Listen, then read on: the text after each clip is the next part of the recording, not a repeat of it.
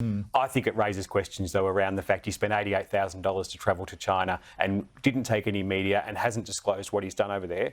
Was any of that involved in setting up his post-politics career? Because that was in a very short period of time after.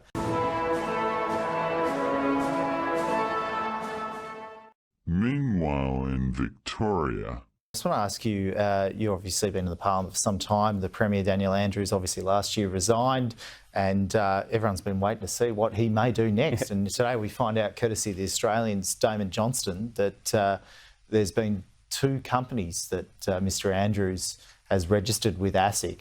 Criticism that one of those companies may have a shareholding held by a Chinese-Australian businessman. They say many things, and I'm not here to have a debate with them. Is there any concerns at all from the opposition about this? I mean, you know, is the former Premier allowed to do what he's allowed to do? I suppose you get to a stage, he's no longer in politics. He can effectively do what he wants. I think it raises questions, though, around the fact he spent $88,000 to travel to China and didn't take any media and hasn't disclosed what he's done over there. I didn't think it was appropriate. Was any of that involved in setting up his post-politics career? Because that was in a very short period of time after. They are disappointed. I understand that. I understand that. Doesn't mean every perception, every viewpoint, every interpretation, everything they're telling you, I would necessarily agree with, or that it is necessarily a fact. People see things differently. That's just the nature of life. But I'm not here to have a debate and an argument with those people. I acknowledge they are disappointed. Of course they are. But we're having a negotiation that is altogether more cordial than this press conference, I might say. These are questions the feds get asked all the time, who they deal with after. I think it should happen the same in the state. There is no need for you to be machine gunning questions at me. I will answer the question. You may not like the answer, but I'll answer the question.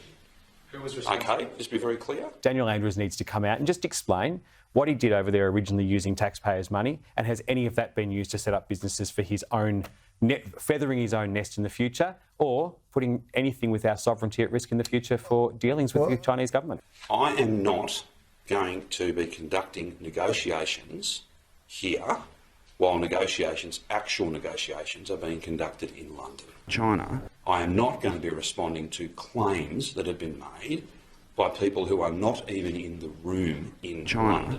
Yeah, it's interesting you raised the China trip. Of course, media weren't invited on that trip, and freedom of information requests we've put into the government certainly put back information, but pretty regimented, and stuff is redacted too. Daniel Andrews doesn't accept his 4-day trip to China lacked transparency. No, not at all. He says it wouldn't have been appropriate. I didn't think it was appropriate. When you travel to China, I just want to be really clear about this. You don't get to interview any of the people that I would meet with. That's not how it works.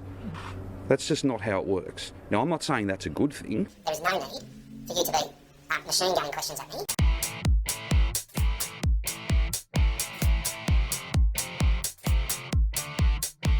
There is no need for you to be machine gunning questions at me, or Victorians will die.